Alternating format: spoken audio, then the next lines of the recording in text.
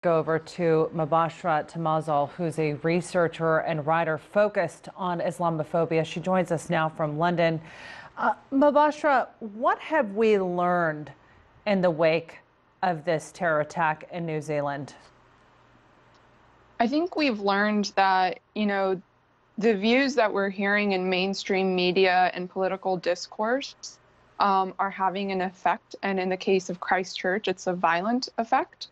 I read the gunman's manifesto, 74 pages, where, I wasn't surprised by what I saw because I hear and read these things every day.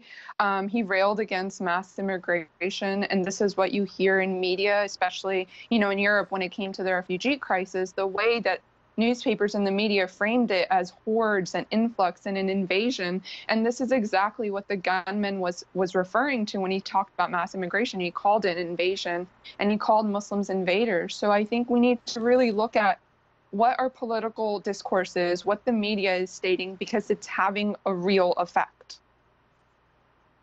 Well, Bashra, I know you've just touched on the media a little bit there, but I know that there's been a lot of talk about the stereotypes that exist in popular culture. So we're talking movies, television, much more beyond just what we see in the news and how things are covered.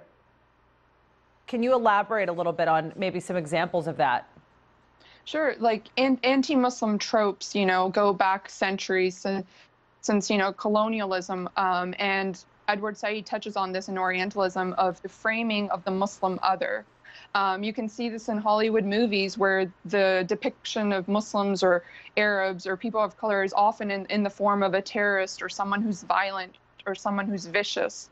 These are kind of the embodiments that have been placed for Muslims.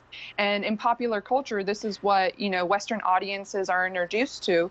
So their understanding is only seeing Muslims in this framework, and that is reinforced by media reports and the way media sensationalizes certain events.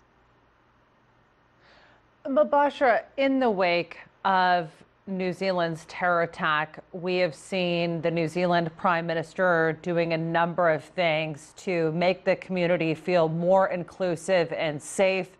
Gun control laws have been changed, but when we're talking about the perception in the media, the perception in popular culture, what needs to be done to turn that tide?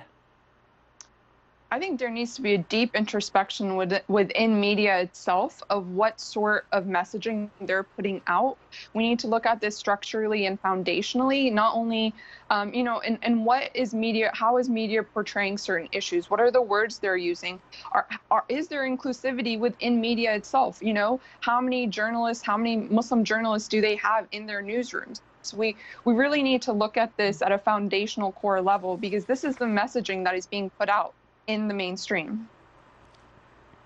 All right, Mobashra Tazamal, appreciate you being with us. Thanks.